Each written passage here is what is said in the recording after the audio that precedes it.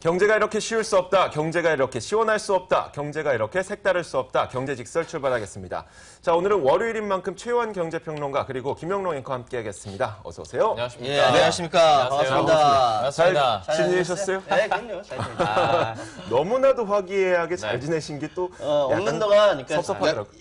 잘 지켰어요. 잘 지냈어요. 아니, 저는 그리고 개인적으로 여기 앉으니까 이제 좀 마음이 편해지네요. 여기 안 데서? 여기가 편해요. 여기는 막 신경 쓸 것도 많고 막 그러면 여기서는 또 그냥 계속 입만 털면 되니까. 이 자리에서 라면까지 드셨다면서요. 네, 라면 먹었습니다. 맛있게. 부대찌개 경제방송에서 이렇게 라면을 먹는 일이 흔치가 않은데. 역사를 계속 만들어가는 거죠. 네, 알겠습니다. 오늘도 저희가 또 다른 역사를 한번 만들어 볼 겁니다. 예.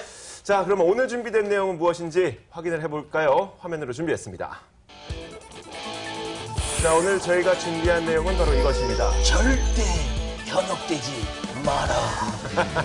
요즘에 광고도 많이 노리시는 것 같고 그리고 더빙계까지 이제 사실 진출하시려고. 저희 방송 프로그램에서 이제 빛을 발하신 다음에 네. 좀 다른 데로 가고자 하는 그런 욕구가 있으신 것 같기도 해요.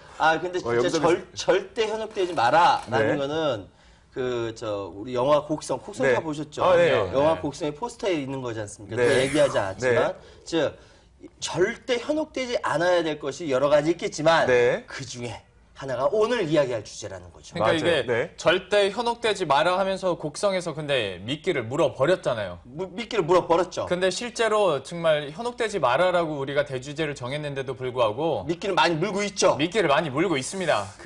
그게 바로 이 30일 무이자 대출이에요. 30일 무이자 대출. 네. 근데 30일 무이자 대출, 저도 광고 많이 봤어요. 네. 근데 무이자라고 한다면은 소비자들에게 좋은 거 아니에요? 그쵸? 왜 이게 그렇죠. 미끼예요? 30일 동안 돈 빌리는데 무이자야. 좋지. 이자를 안 받아. 좋죠? 네. 매주 혹했다니까. 돈이 필요하면 30일만 딱 빌리고, 빌리면 되잖아요. 그리고 그리고 25일째 이전에- 되는 네. 날 딱 그냥 갚아버리는 그렇죠. 거야. 네. 25일째 되는 날 만약에 돈이 딱 없으면 갚아. 제1금융권이 이자가 낮으니까 그치. 거기서 네. 다시 빌려가지고 돈을 빌려서 이렇게 갚아면 넣으면 되잖아요. 되는 거야. 네. 좋잖아요. 네.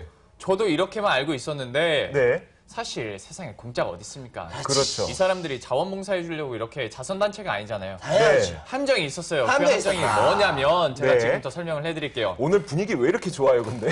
오랜만에 앵커가 돌아와서. 나오니까 네. 기분이 좋아서. 저 없는 동안 뭔가 색다른 일이 발생한 것 아니에요. 같아요. 아니 리액션 연습 많이 했어요. 알겠습니다. 계속 네. 말씀해 주세요. 네, 그런 이제 흐름 다 끊어놓고 이렇게 제가 지금 다시 얘기를 해드릴게요. 네. 30일 무이자 대출 함정에 대해서. 네. 근데 우리가 이렇게 화기애애하지만 이거 속사정을 들어보면 웃을 수가 없는 게 네. 소름 끼쳐. 보세요. 30일간 무이자 대출을 해줘요. 이거 맞아요. 그런데 네. 사실 대출을 했을 때 연체 이력도 신용등급의 중요한 점수 그리고 항목사항이 그렇죠. 되지만 예.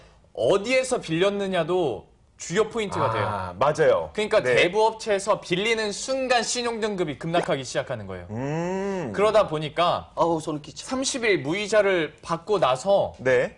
나중에 뭐 여기를 갚든 못 갚든 네. 여기 뭐 여기서 거래가 끝났어. 그래서 다음에 또 대출 받을 일이 있어서 제1금융권을 가면 신용등급이 이미 하락해가지고 제1금융권에서는 못 받는 거예요. 못 받는다. 그러면 이야. 제2, 제3으로 가게 되는데 네. 이게 신용등급이 대출을 받을수록 하락하다 보니까 네. 나중에는 대부업체가 아니면 빌릴 수가 없게 되는 거예요. 그러니까 그러니까 여기서 악순환의 시작이 되는 거지. 대부업체에서 돈을 빌리는 순간. 무이자 30일을 빌리는 순간 얘네들이 공짜로 네. 해주는 게 아니라 미래의 고객을 확보하기 위해서 30일 무이자를 해주는 거예요.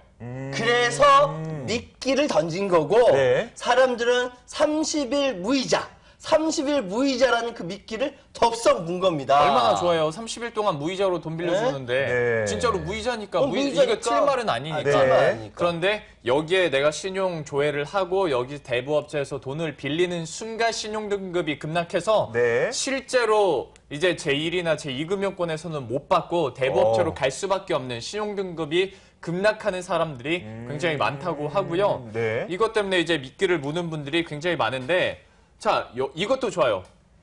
급락해. 네. 그리고 30일 안에 그나마 갚으면 다행이에요. 네. 만약에 30일 이내에 못 갚잖아요. 네. 바로 법정 최고금리로 적용이 됩니다. 30일 이후로부터는. 27.9%. 네. 거의 30%에 육박해요. 네, 27.9%. 네. 그나마 내린다고 내린 게 올해 내렸죠. 9%예요. 지금 발의했어요. 25%를 또 내리는 걸로 네. 발의했어요. 그래도 정말 악순환이에요, 악순환. 네. 100만 원 빌리면 25만 원 갚아야 되는 거잖아요, 네. 이자로만. 네. 그러니까 계속 악순환이 되고 있는 건데요. 실제로 지난해 기준으로 했을 때, 지난해 말 기준으로 했을 때 대부업체 대출 잔액이요, 13조 2,400억 원이 넘습니다. 어머나 세상에. 아, 네. 이게 상반기랑 하반기로 나눴을 때도 계속 뭐 한 7에서 8%씩 올라가고 있는 양상이고요. 매년 1조 원씩 늘어난다고 생각하시면 돼요. 근데 지난해에는 특이하게 2조 원 이상 늘어났어요. 네. 그게 바로 이제 30일 무이자 대출의 그쵸. 함정이라는 거지. 계속 광고를 너무 친근하게 해주잖아요. 네. 그런 캐릭터들 이렇게 나오고 네. 저는 되게 깜짝 놀랐던 것이 여성분들 뭐라고 하는 게 아니라 저기 나오는 캐릭터를 진짜 좋아하더라고요. 막 인형도 사고 막 그러더라고요. 막 누데리 받았다고. 네. 난 걱정 인형 받았어 해서 막 이야. 되게 좋아하는데 네. 저게 우리들한테 너무 이제 가깝게 다가온 거예요. 친숙하게. 마케팅을 잘한 거예요. 무이자 네. 30일 정도は빌릴 맞아요, 수 있지라는 맞아요. 거를 요즘에 네. 특히 뭐 대학생 같은 경우에 그치.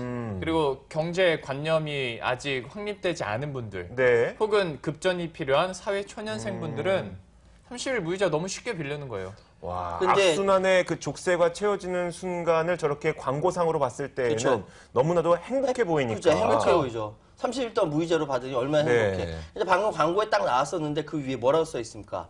과도한 빚은 당신에게 큰 불행을 안겨줄 수 그쵸. 있습니다. 이렇게 돼 있죠. 네. 되게 조그맣게. 예. 네. 아주 짧게 나오잖아요, 문구가. 네. 과도한 빚을 지면은 당신 불행해질 수 있다는 얘기인데, 그렇게 불행해지는 것을 보십시오. 왜냐요? 과도한 빚은 당신에게 큰 불행을 안겨줄 수 있습니다. 사실 과도한 빚이 아니에요. 그냥 그래서 빌리는 순간 대부업체에서 네. 무이자 30일로 빌리는 순간 불행의 시작이 될 수 있습니다가 사실 어떻게 보면 정확한 해석이겠죠. 맞아요. 그리고 네. 어떤 급전이라는 게 뭐 진짜 어쩔 수 없이 돈을 빌리시는 분들 어쩌거나 계실 네. 거 아니에요. 그렇죠. 그런데 어쩔 수 없이 빌릴 때 옛날에 지금은 이제 그 광고를 내렸습니다만은 옛날 대부업체 광고를 보면요. 택시비 뭐 한 달에 한 번 네. 좋은 식사가 이것도 대출해서 하자는 거예요. 음. 근데 이런 거 가지고 옛날에 제 주위에서도 이 카드 대출 있잖아요. 카드론. 현금 카드 예, 서비스. 예, 카드로. 현금 서비스. 그것도 너무 쉽게 빌리는 사람들이 의외로 많더라고요. 많아요. 그래서 네. 되게 깜짝 놀랐었는데 이제는 대부업체에서 돈 빌리는 것도 그렇게 아주 쉽게 빌리는 예, 걸 생각하는 어렵게 거지. 생각하지 않고 절차 자체도 되게 간편해졌잖아요. 간편해지니까. 그러다 보니까 이제 더 이상 위화감이 없다고 해도 좀 무리가 아닐 정도로 사회 풍토가 이렇게 변해버린 것 같더라고요. 네. 그럼 한 가지 네. 한 가지 제가 말씀드릴 게 뭐냐면은 지금 이자가 많이 낮아졌어요. 예전에 네. 비해서 네. 10여 년 전만 해도 대부채 금리가 얼마였는 줄 아십니까? 35%만 66%였어요. 진짜요? 네. 66%에 2007년 가서 42% 줄어들고 네. 계속 줄어들어서 지금 올해 27.9%인데 이거를 다시 줄이는 방향으로 네. 25% 줄이는 방향으로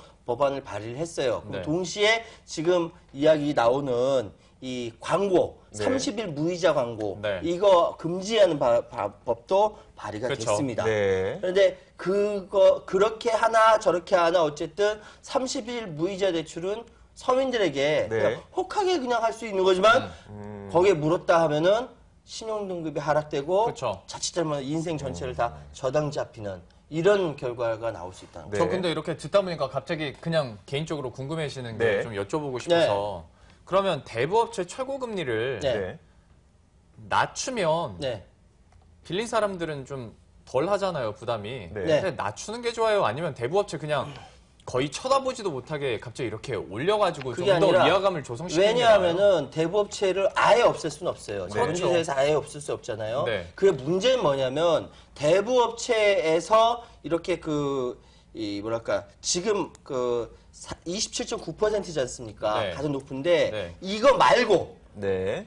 제도권 이 대부업체 제도권이에요. 제도권 외로 나가는 불법 사금융들이 있어요. 네. 사채. 예. 그러니까 그 법무부에서 네. 어제 발표를 했어요. 네. 뭐 국세청이라 다 해서 잡았단 말이야. 그런 불법 네. 사금융들을 잡았더니만 4,300%짜리 악덕 불법 사금융하는 이자율이 사람들 4,300%. 4,300%. 그러니까 원금의 그러니까 뭐냐면은 신용등급이 계속 떨어지면 1등급 안 되죠. 네. 2금융권 안 되죠. 네. 3금융권이라고 하는 대법시도 안 된단 말이에요. 네. 그렇게 되면 어디로 가냐면은 불법 사금융으로 가게 되는 거예요. 그러니까 원금의 40배를 갚아야 되는 거죠. 그쵸. 100만 원 빌렸는데 그치. 4천만 원 갚아야 되는 그렇죠. 상황이 오는 거죠. 그러니까 지금 얘기는 뭐냐면은 금리를 떨어뜨리는 거 이렇게 막 이렇게 그 대법체 금리를 떨어뜨리는 것보다 불법 사금융들에 네. 대해서 초토화시키는 것이 더 급한 과제다. 동시에 이렇게 30일 무이자니 뭐니 이런 네. 부분들 그리고 그 서민들의 신용등급 정하는 거 이것도 좀 투명하게 밝혀져야 된다라고 그렇죠. 이야기가 나오고 있는 거죠. 자, 제가 한 가지 더 말씀을 드리자면 이 대부업체는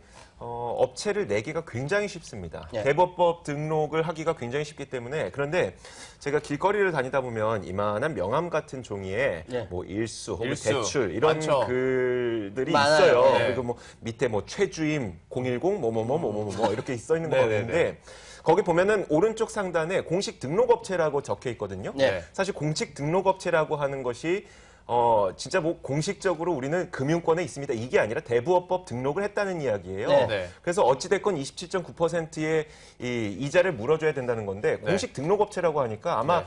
모르시는 어르신들은 좀 이용할 때 믿음을 갖고 이용하실 것 같은 불안감이 있는 거죠. 내가 이걸로 네. 사기당할 일은 없겠다. 뭐 근데 그런 그런 건 아닙니다. 대부업 등록은 굉장히 쉽기 때문에 공식 등록업체라고 쓰여 있는 것들도 그냥 일반 대부업이라고 보시면 돼요. 네. 자, 이런 거 좀 참고하셔야 될 것 같고 제가 그래서 그러면 이제 우리가 이런 신용등급을, 나의 신용등급을 좀 잘 관리해야 되지 않겠습니까? 그렇죠. 이 신용등급을 관리할 수 있는 몇 가지 방법들을 알려드릴게요. 네. 첫 번째로 우리가 그 신용등급에 대해서 오해를 하고 있는 것을 한 가지만 먼저 말씀드리자면 네. 네. 두 분 아마 아실 것 같은데 신용등급을 조회하게 됐을 때 신용등급이 떨어질까요? 안 떨어질까요? 예전 떨어지는데 지금 안 떨어져요. 네, 지금은 안 떨어집니다. 그리고 떨어지는 사이트가 있는 걸로 따로 알고 있어요. 그러니까 아, 그래요? 이 공식적으로 신용등급 국가에서 관리하는 네. 두 곳이 있거든요. 국가 신용등급 이렇게 네. 해주는 곳이 거기서 1년에 한 번인가 두 번까지 하면 네. 신용등급 전혀 문제가 없는데 그냥 자기가 개인적으로 대출 받으려고 네. 하는 데는 저 영향이 있다고는 들었었거든요. 맞습니다. 네. 그 김영로 앵커가 정확하게 짚어주셨고 그러면 두 번째로 이 카드, 현금 카드 서비스, 현금 네. 서비스를 이용했을 때 네. 최고 한도를 사용하게 되면 신용카드의 신용 등급이 떨어질까요? 안 떨어질까요? 카드론? 네, 카드론.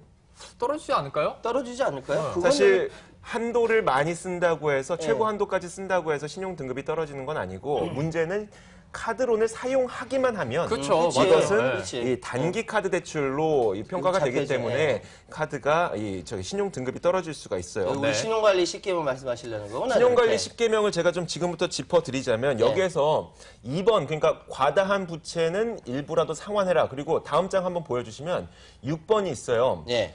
가처분 소득을 늘려라. 이 두 가지는 같은 맥락인데 네, 이게 그러네요. 무슨 이야기냐면 개인의 신용을 평가할 때 현재 부채 수준이 얼마인지를 평가하는 기준 항목이 총점 가운데 26%를 차지합니다. 그러니까 1000점 만점에 네. 260점이 현재 부채 수준이 얼마인가요? 그래서 부채 수준이 적으면 적을수록 그리고 내가 쓸 수 있는 돈인 가처분 소득이 많으면 많을수록 이 신용등급을 올릴 수가 있거든요. 아. 그러니까 부채를 최대한 줄이고 가처분 소득을 늘리는 것이 네.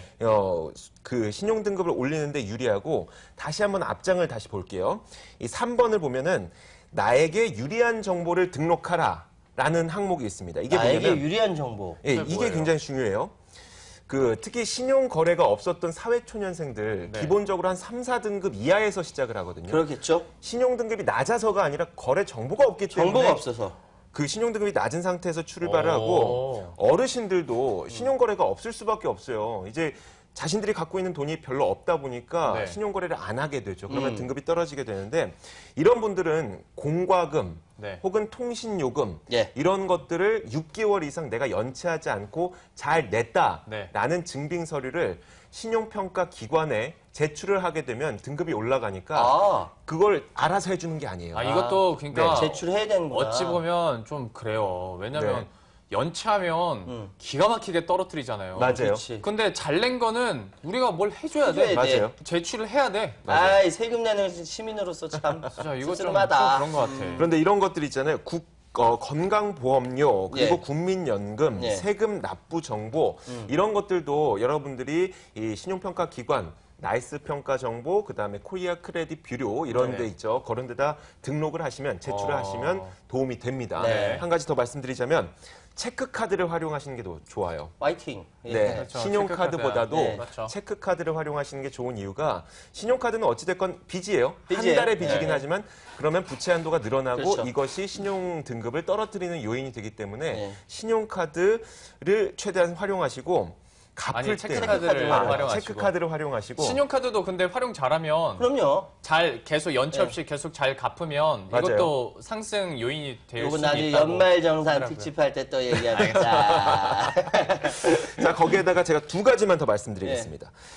자, 갚을 때에는 이율이 높은 대출부터 갚으시는 게 좋아요. 네. 먼저 당연하죠. 첫 번째는 이 대출이 오래된 것부터 갚는 것이 좋지만 만약에 대출을 받았던 시점이 비슷하다면 이율이 높은 것부터 갚는 것이 좋고 네. 부채를 흩어져서 놔두지 말고 한 곳으로 몰아두는 것이 좋습니다. 오케이. 신용 등급을 올리는데 그런 데 도움이 됩니다. 네. 맞아요. 자, 이런 것들을 꼭 염두에 두시면서 예. 대출을 안 받고 살 수는 없겠지만 아, 그럼요. 대출을 받은 상태에서 내 신용 등급을 가장 최대한으로 높게 유지할 수 있는 방향으로 여러분들은 좀 대출을 활용하시는 게 좋을 것 같아요. 자, 두 분께 여쭤보겠습니다. 네. 두 분 신용 어때요? 저는 제 등급 알고는 있는데 한 사람씩, 그래요? 한 사람씩. 네. 말할 필요는 없고 개인정보니까 네. 좋아요, 나빠요?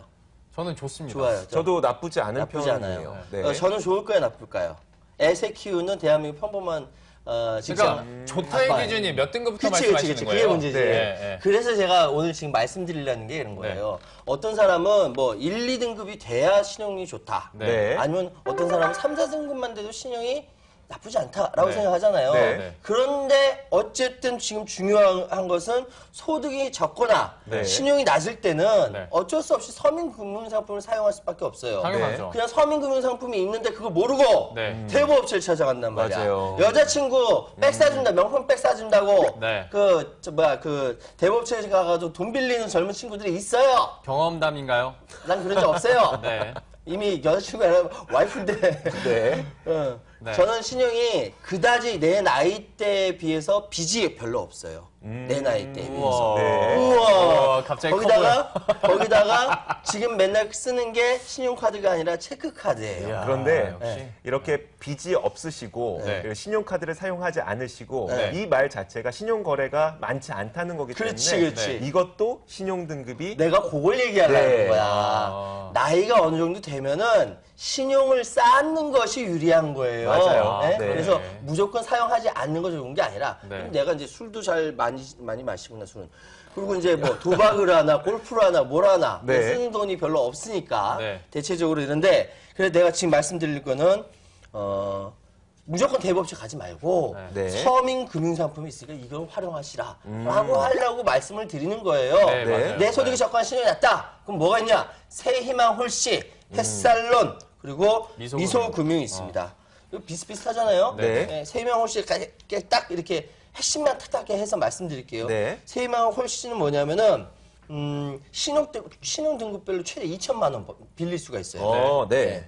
이거는 일단 이제 소득이 적거나 신용이 낮은 사람들만 빌릴 수 있는 겁니다. 네. 그리고 햇살료는 대출의 목적에 따라서 생계자금이 1,000만 원, 또 운영자금이 2천만 원, 창업자금이 5천만 원. 네. 다 다릅니다. 네. 그리고 가장 제가 권하고 싶은 거는 더 위에 방금 말씀하신 두 가지보다 더 낮은 금리로 창업자금과 사업자금 빌릴 수 있는 게 바로 미소금융이에요. 네. 이게 이명박 정부 때 만들어 온 거고 잘한 것 같아. 네. 내가 이명박 정부 칭찬할 때도 있네. 창업자금 최대 7천만 원까지 네. 내가 이렇게 그 대출이 가능한 겁니다. 근데 이거는요 미소금융 중앙 여기다가 전화를 해보면 네. 금방 확인이 가능해요. 그렇기 때문에 얼마 받을 수 있는지? 얼마 받을 수 있는지. 그러니까 이 부분은 그냥 내가 신용이 적고 그리고 소득이 낮다. 네. 그러면 세희망홀씨, 햇살론, 미소금융. 네. 이거는 대부업이 아니에요. 나라에서 하는 그렇죠. 거예요. 네. 그러니까 이게 보시다시피 쫙 나오죠. 이런 거 다 나와 있어요. 이게 연이율도 낮아요. 네. 그러네요. 비교도 할 수 없을 정도로 오. 낮아요. 네. 그렇기 때문에 국내 은행이라든지 믿을 수 있는 데서 하기 때문에 여기를 꼭 활용하시라. 진짜 생활비 없으면 여기서 빌리시면 된단 말이에요. 생계자금 1,000만 원. 네. 그리고 두 번째 말씀드릴 거는요. 저금리 대출로 내 집 마련하려고 하는 사람. 네. 내 집을 마련하려고 해. 네. 근데 저금리로 하고 싶어. 당연하죠. 그런 사람도 많잖아요. 네. 그럼 이거 있단 말이에요. 이거 찾아보면 있어. 뭐냐면 내 집 마련 디딤돌 대출이 맞아요. 맞아요. 네. 네. 네. 보금자리 론이 있어요. 네. 네. 이런 것이 있는데 예? 활용을 안 하셔서 그런 거예요. 여러 가지 드릴 말씀이 있지만 일단 내 집 마련 디딤돌 대신에 돈이 조금 적은 사람들 네. 연소득 조건이 부부 합산해서 6천만 원 이하여야 돼요. 네. 주거 전용 면적도 85제곱미터로 정해져 있고 네. 평가액 6억 이하인 주택에 최대 2억 원까지 네. 뭐 자격은 있죠. 여기 보면 무주택자라든지 네. 한주택자 그 기존 주택 하나 더 있으면 3년 이내 처분 조건이고요. 네. 이런 것들이 다 있기 때문에 이거 은행 가셔서 또는 시중은행 가셔서 미래에셋생명 가셔서 이렇게 물어보시면 됩니다. 네. 네. 디딤돌 대출은요. 그리고 보금자리로는 방금 말씀드렸던 대로 무주택자 또는 한 주택 하나 더 있을 때 얘기인데 이건 네. 5억 원, 네. 주택은 9억 원 이런 것들이 다 있어요. 이거는 저는 난 요거 대상이거든.